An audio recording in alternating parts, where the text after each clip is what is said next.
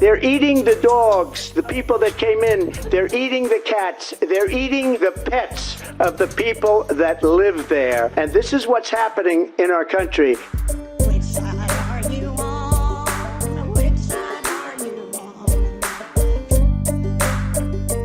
on? This Haitian stuff, right?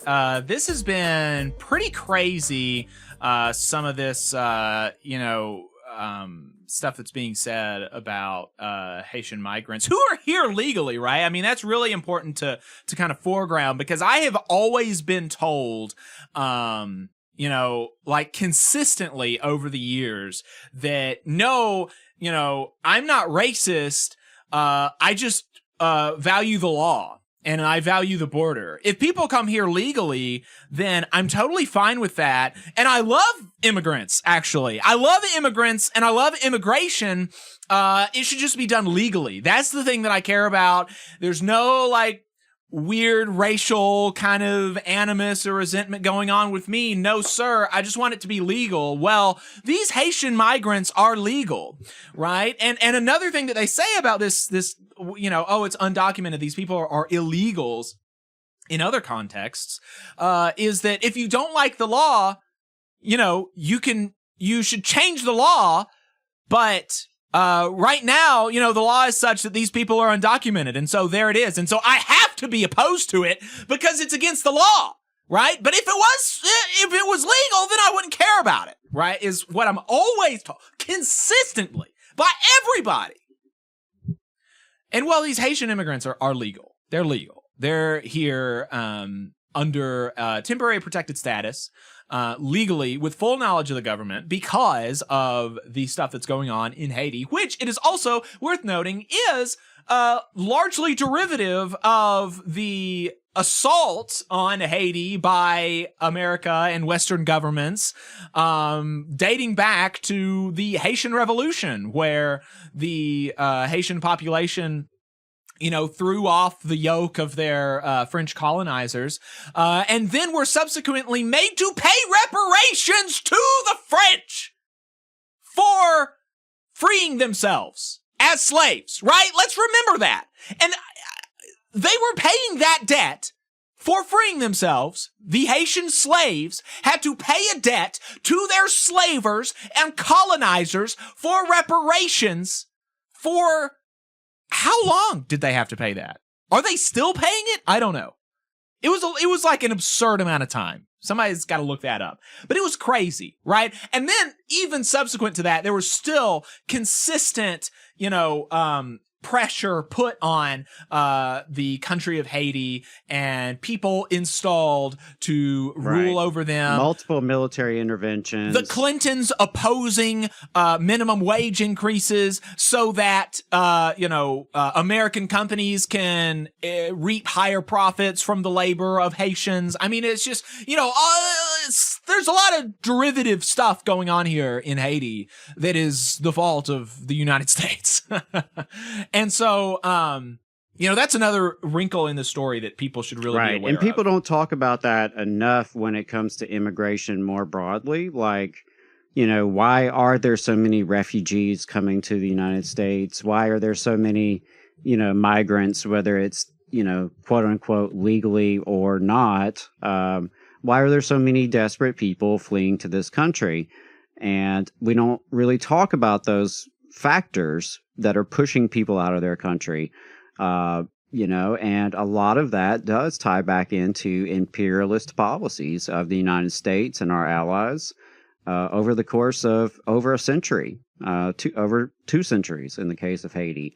You're exactly right. I mean, when governments have been overthrown, when you've had multiple military interventions, civil wars, you name it, a lot of these people that are fleeing to this country are coming from countries that have been sabotaged in the name of greed, in the name of power, geopolitical influence, Western corporations and multinational corporations and their profits, from Guatemala to Haiti, to Bolivia, and on and on and on. And so, we don't talk about that a lot in this country. And I think that is something that is unfortunate because me personally, I've always been curious about that, right? Like, I think it should be something we ask. Why would people feel like they have to pick up and leave their home?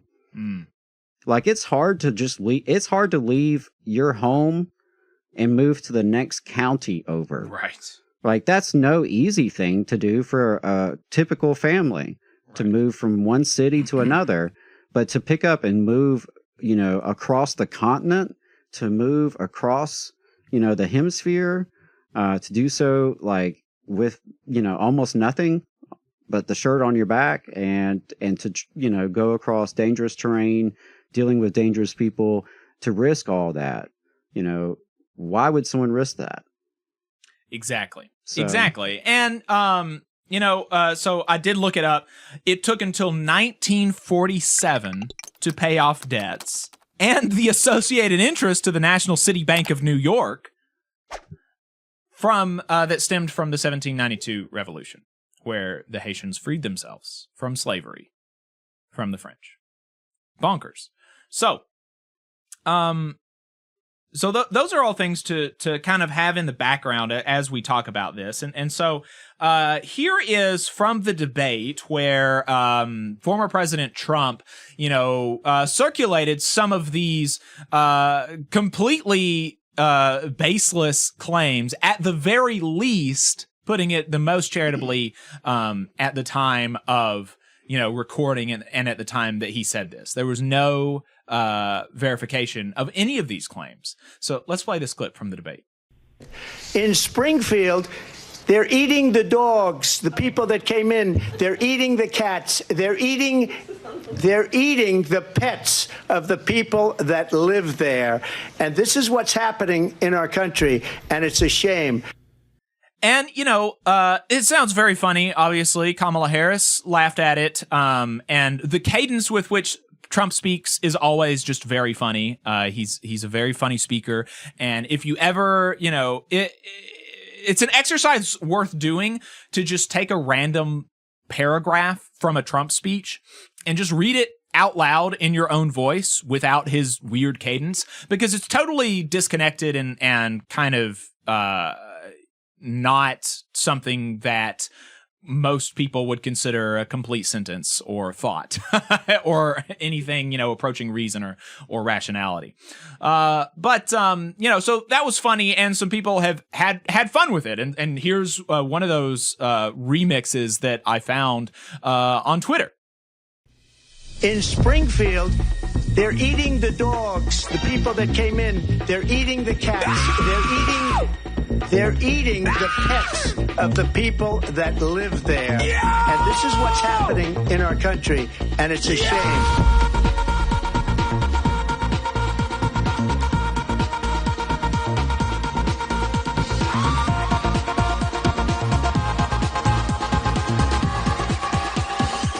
They're eating the dogs.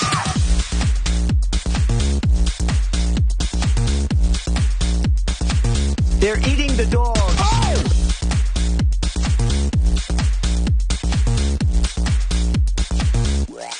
And this is what's happening. Dogs.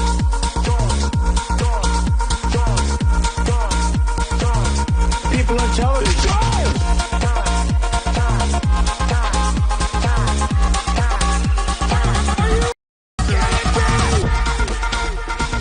There have been no credible reports of specific claims of pets being harmed, injured, or abused by individuals within the immigrant community. Well, I've seen people on television. Let me just say here, this is the people on television say my dog was taken and used for food. So there you go. It's kind of funny, right? It's a silly thing to be saying without evidence. And one of the tweets that JD Vance put out in response to some of the backlash against his claims was that I'm hearing firsthand reports of people who say their neighbors' pets were abducted. And like, that's not a firsthand report. That's not what that means at all. Actually, that's what we call a second or third hand report, right? If something has not happened to you, you saw it happen to somebody else, and then you report seeing something happen to another person, right? I mean, we're a few kind of vectors removed from the original thing that's supposed to have happened. And if people's pets were actually being abducted, you would think that they would be the ones calling the police, not their neighbors, right? I mean, I don't keep tabs on my neighbor's cat, right? If my neighbor's cat disappeared, I would have no idea at all.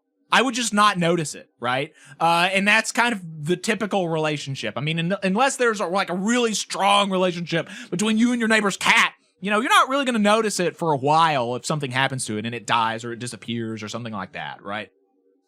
So the neighbor being the ones to report the quote-unquote abducted animals is just not super credible. And like I said, if my dog were abducted, I would be reporting that to animal services or to the police or something like that. And the police have said they have received no reports from citizens claiming that they have had their pets abducted.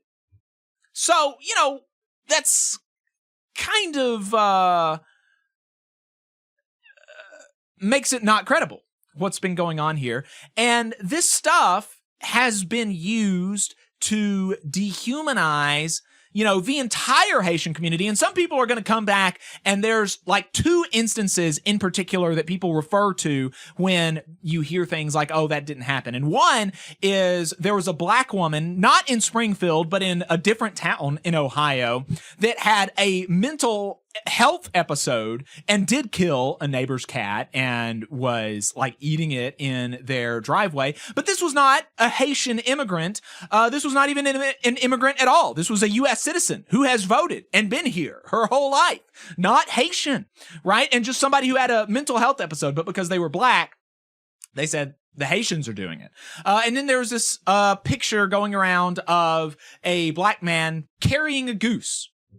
And no other context to that, right? No way to identify this person as Haitian. No way to identify that this goose was abducted from the park and not hunted like is totally normal and people do, right? So, those are the only two actual concrete kind of things that people point to. And they're just not they're not related, they're not credible and things like that. So, and they've been used to dehumanize Haitians, and this has had an effect on people.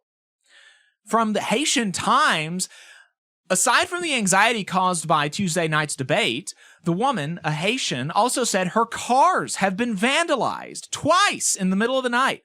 She woke up one morning to broken windows and another to acid thrown on her vehicle.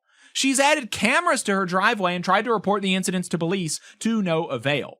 I'm going to have to move because this area is no longer good for me, she said. I can't even leave my house to go to Walmart. I'm anxious and scared. Another incident reported by The Hill, the bomb threat that resulted in the evacuation of the Springfield City Hall in Ohio on Thursday used harmful language against the city's immigrant community, aligning with recent false claims touted by Republicans, including former President Trump. Springfield Mayor Rob Rue told the Washington Post that the threat used hateful language towards immigrants and the Haitians in our community. These are real, specific incidents that have been reported and verified by the authorities.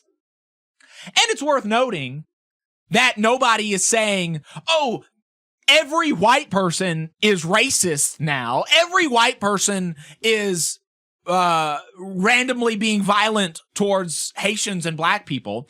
That's not happening, despite the fact that these incidents that are uncorroborated, unsubstantiated, or totally unrelated to the Haitian community are being painted, used against the entire Haitian community. And then there was one boy who was killed in a car crash that involved a Haitian man that's been used to spread hate, despite his parents literally begging people to stop using his name to attack people, to spread hatred, right? And then amid all this isn't really related, but it is, it's something that I saw that was just super crazy. Amid all this, there's also been the standard kind of anti-black, anti-Muslim bigotry of the knuckle-dragging sort, with the owner and publisher of a major newspaper in Alabama agreeing with criticism of CNN for, get this, interviewing Ilhan Omar on 9/11. Not about 9/11. Nowhere in the interview did Ilhan Omar, obviously, she did not say anything positive about the events of 9/11. It was not even discussed in her interview. And again, even if they got comment from this Muslim woman about how the aftermath of 9/11 has affected the Muslim community, that would not be an issue, and that is something that is worth reporting around 9/11. This owner and publisher of a major newspaper in Alabama agreeing with the fact that CNN just had a Muslim woman on TV on September 11th. I mean, that is just really knuckle-dragging, bigoted, stupid, careless, hateful kind of stuff, right? But I do want to say that that's not all that's out there. That's not the only thing that's motivating anti-immigrant emotions among the American public. As a New York LIUNA steward wrote for Labor Notes, he said, "We can't simply brush off concerns by blaming them all on Trump's scaremongering. We have to acknowledge that people have legitimate worries about their family's safety, their city's meager public services, and their own bargaining power for better wages." And that is actually worth combating and addressing.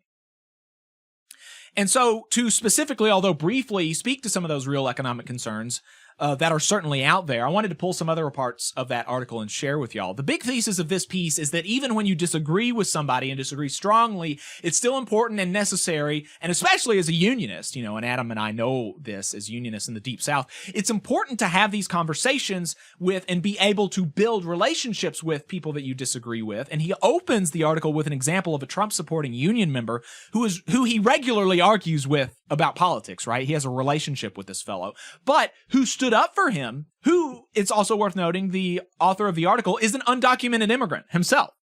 And so this Trump-supporting union member stood up for this undocumented immigrant union steward in the face of an attack from another worker who accused the steward of not looking out for the company's profitability.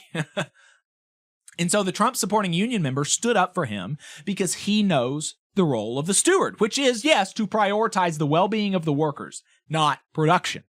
Managers have to prioritize production, not stewards. That's not our role. And I actually have a similar story. Basically my whole family is conservative and none of them have been in union members except for one. And that one uncle who has been in the union, even though he's still very much a Trump supporter, and he ribbed me about, quote unquote, being a Democrat, or whatever not long ago. He's told me stories about his days as a steward at UPS, protecting workers and enforcing the contract, including, yes, at times at the expense of production and efficiency. And so, people can get stuff like that. The author then talks about another instance where the union was engaged in a battle with developers. I'm going to recount that in full. So this is the author speaking.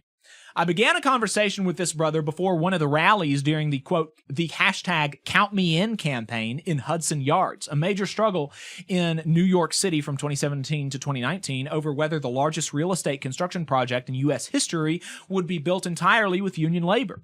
The conversation touched on how the non-union companies had brought immigrant workers to work on the project. Some union workers thought we should call immigration on them. I told them that I didn't think that was the solution. The correct approach was to organize them. We should think of immigrant workers not as a threat to our job, but as future members of our union. It's in the union's interest that all workers doing the same kind of work be organized and united. It's in the boss's interest to throw up obstacles and make solidarity look impossible and keep us disorganized and divided. The worker replied that before helping immigrant workers, we should attend to the interests of Americans first. I pointed out an obvious contradiction, that I, as an undocumented immigrant union laborer, was standing with him against a big developer who was taking away our work, and the developer was an American citizen like him. This was a class struggle. And solidarity among workers mattered more than his shared nationality with the developer. And so and this is me speaking again, you have more in common with the undocumented immigrant or the documented Haitian, again, it's important to emphasize that, than you do with the billionaires and the big employers. And that's a line that I genuinely believe. I said that once on Dale's show, and he asked me who the most popular pop star in Haiti was. And when obviously I didn't know, I don't follow Haitian pop culture, he kind of smugly, laughed as if he had refuted my statement, but that's exactly... That thinking gets exactly at the issue, right? He's thinking culturally, that I don't listen to the same artists as Haitians, which is true, but that's not material. That's not material. I am much more economically close to the Haitian migrant than I am to Jeff Bezos, right? Even though I do well, I make good money, I am not poor. If you give me 3 bad months, 3 months of unemployment, I could very well lose my house, right? That's the kind of thing that we, as workers, as unionists, when we say that you have more in common with immigrants than with Elon Musk, that's what we mean. And that's true. Hey, 5 seconds, just wanted to say that this is only possible because of our donors. If you want to see more of this, then consider donating yourself at tvlr.fm/donate. Jacob Jones says, it's funny, but there is a not insignificant chance that this results in someone or multiple someone's being hurt or killed. There's already been death threats, indeed, talking about the Haitian stuff. And yeah, so continuing reading this article from Labor Notes, from a LIUNA steward, an undocumented union member. He says, we can't simply brush off concerns by blaming them all on Trump's scaremongering. We have to acknowledge that people have legitimate worries about their family's safety, their city's meager public services, and their own bargaining power for better wages. But we must also express that there's more than one way to solve these problems. The MAGA approach of criminalizing immigrants and supporting massive raids on job sites will not only terrorize our communities, but also break apart any chance of working class solidarity. When overexploited immigrants are out-competing other workers, the union approach should be to support these immigrants in organizing on the job. A Biden administration policy called Deferred Action for Labor Enforcement offers a work permit and protection from deportation to workers willing to testify against a company that has committed labor or safety violations. DALE, which is the acronym, is the cornerstone of the organizing approach my union is pursuing in its campaign at body shops. It's a worker-centered approach that protects workers while going after bad employers. Organizing can not only protect immigrants and integrate them better into working-class communities, but also make the union movement the backbone of the immigrant movement. My union, LIUNA, Local 78, a union of asbestos removal workers, was founded in 1996 by immigrants. When our first contract was signed, the news was read in English, to little fanfare. Then in Spanish, to which half the room exploded in cheers, and then in Polish, to which the other half of the room exploded in cheers. Our local is infused with the culture and attitudes of immigrant communities. This is a consequence of the right organizing approach, seeking to bring all the workers doing this particular work into the same union. Many of the concerns I hear about immigrants and asylum seekers are based in misinformation, and I could spend a lot of time countering these assertions with facts. I could point out that undocumented immigrants contribute $1 billion in tax revenue in 6 states alone. I could say that the $1.6 billion that New York City spent on services for asylum seekers last year went to nonprofit emergency shelter agencies, many of which lack appropriate sanitary facilities like showers or toilets, hardly 5-star hotels. I could argue that politicians are scapegoating immigrants for their own bad policies. I could also spend a good part of my 30-minute lunch break breaking down how wars, climate disasters, sanctions, and social instability have caused the recent wave of immigration that we are seeing. But I think such efforts would be futile. The social discontent that fuels MAGA is not based on specific disagreements over policy. The problem is not that people are uninformed. The problem is that people feel alienated by their work and powerless to change things in their community. That's why they are angry at the thought of someone else getting help. MAGA is built on sentiments meant to divide us. It offers a very narrow definition of what is normal or acceptable and blames every problem on outsiders or people who are different. But solidarity and diversity have always made the union movement strong. Combating Trump can't only be done by arguing facts with people. You have to practice solidarity at the work site and be the example of how a good unionist thinks and acts. In the workplace, rather than combat it by moralizing, which is what MAGA itself does, we should combat it by reminding our coworkers of the mutual toil, respect, and struggle that unites us as working people. We do this by being good coworkers, respectful debaters, and overall, committed unionists. And if the threat of fascism does materialize, the groundwork laid in our job sites may be crucial to inspiring and mobilizing workers to come out and confront it. So that was a really good article, and that was I only read like half of it, so there is some more stuff. I didn't want to read the whole thing. I want to encourage you to go out and read it yourself. It is a really, really good piece by a union member in New York called "Worker Solidarity is the Best Strategy to Defeat Rising Fascism." And a lot of really good stuff there, and the things that people point to as these economic concerns can absolutely be fought by organizing. The extent to which wages are depressed and things like this by undocumented immigrants, it is overstated, but I don't think it's non-existent. I just don't believe that. I don't think it's intuitive, and the studies that I've seen do show a small, like 2 to 3% decrease in wages from in related industries in a geographic area from an influx in undocumented immigration. And so that's not unintuitive to me. That makes some amount of sense. But the amount that you get from unionizing, the wage premium that you get from unionizing, is something like 10 to 14% when you account for all of the, you make sure that everybody's that you're comparing like to like, right? And that is clearly, right, 10 to 14% is clearly very much higher than 2 to 3%. So this downward pressure that bosses exert on undocumented immigrants, right? Because it's not as if undocumented immigrants or immigrants generally come to the United States and they come to employers and say, hey, I see that you are offering this person $30 an hour. I'll only do it, like affirmatively coming and saying, I'll do it for $20 an hour. Please only pay me $20 an hour. No, that's not what happens. An employer puts a position out there that is only $20 an hour or only $15 or only $10 an hour as opposed to 20 or 30. And then an undocumented immigrant or a migrant of some other sort might take it more readily than somebody else would. But the migrants are not setting the wages, right? That's another important thing to remember. It's the bosses that are setting the wages, and unionization can combat whatever downward pressure does exist from increased migration. So I thought it was a really good piece. I really recommend checking it out.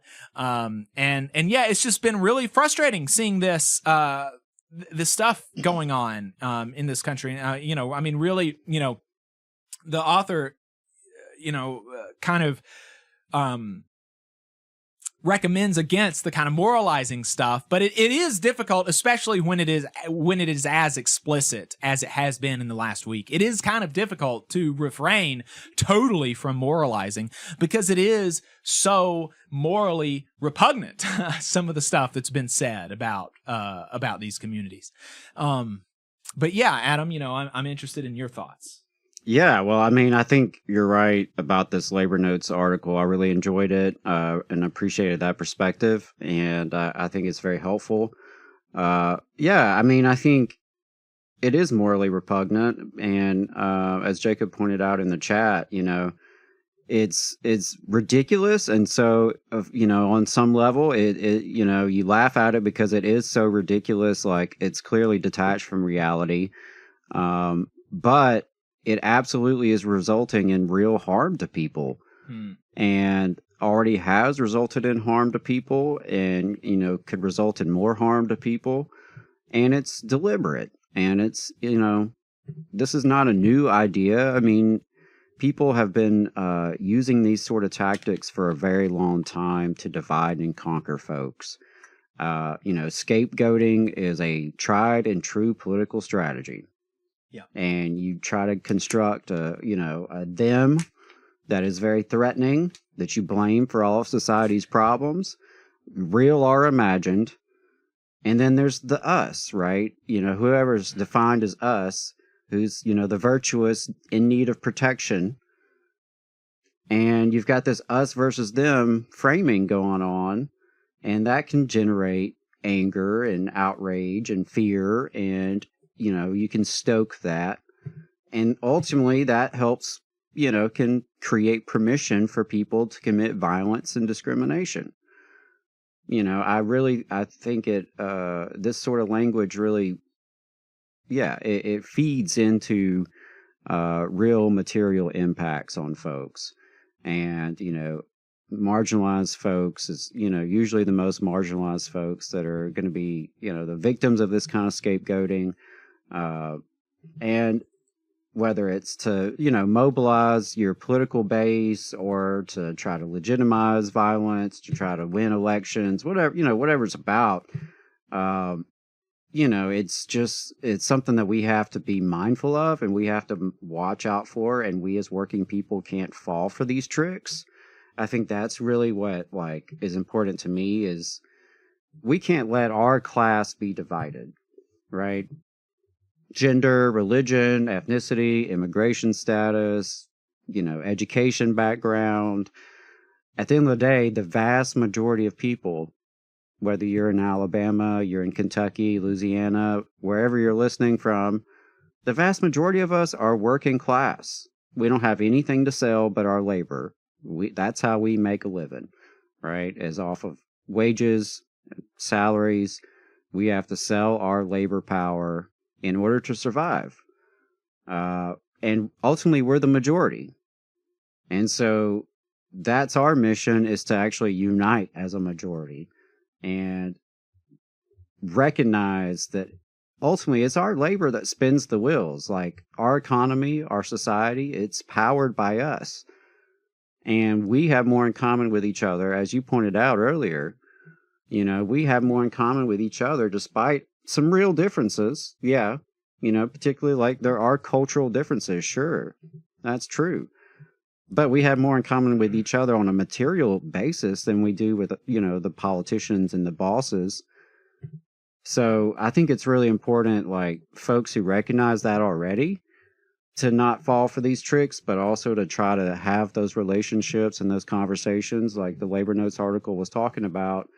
And, try to move people in the right direction. Try to get people to not fall for the scapegoating, and to recognize our shared humanity.